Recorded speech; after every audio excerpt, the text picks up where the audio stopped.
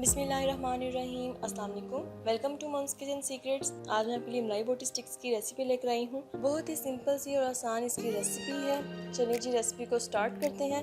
सबसे पहले मैंने आधा किलो बोनलेस चिकन लिया है और इसको इस तरह लंबाई में कट कर लिया है।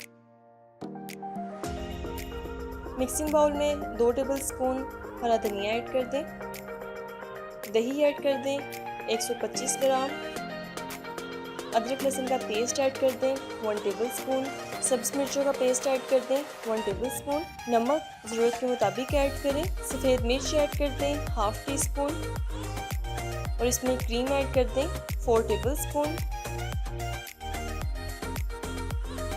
अब इसे अच्छी तरह से मिक्स कर लें। अब इस मिक्सचर में चिकन ऐड कर दें और चिकन को इसे अच्छी तरह से मैरिनेट कर दें।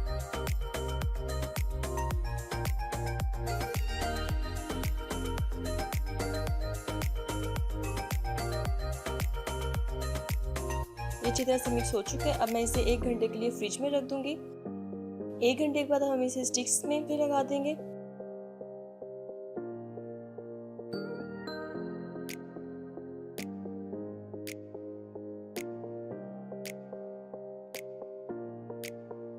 बिल्कुल इसी तरह आप इसे स्टिक्स पे लगाना है। एक स्टिक मैंने आपको लगाकर दिखा दी है, बाकी सारी मैं ऐसे लगा लूंगी। अब हम इसे फ्राई करते हैं।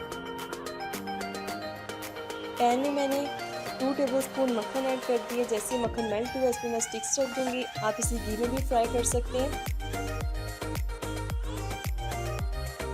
अब ये जो बचा हुआ मिक्सचर था वो मैं इसके ऊपर ही लगा रही हूँ।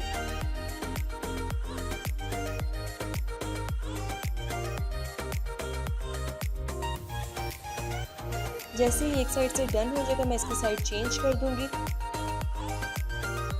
और इसे दूसरी साइड से भी कुक कर लेंगे। लो से मीडियम फ्लेम पे आपने इसे कुक करना है, बहुत ज़्यादा हाई फ्लेम नहीं होनी चाहिए। आप इसे कोयलों पे भी बना सकते हैं। जी तो व्यूवर्स, आज की रेसिपी हमारी बिल्कुल डन है। आप इस रेसिपी को लाजमी ट्राई कीजिएगा। बहुत ही मज़े की रेसिपी है। अपनी दावतों में मेहमानों को सर्व करें। उम्मीद है आपको मेरी रेसिपी अच्छी लगी होगी। अगर आपको ये रेसिपी अच्छी लगी है तो इस वीडियो को लाइक कर दें, शेयर कर दें, कमेंट कर दें और साथ जो बेल का आइकन है उसे भी हिट कर दें। अब मुझे इजाज़त दें। मैं हाजिर हूँ एक नई रेसिपी के साथ। अल्लाह हाफिज़।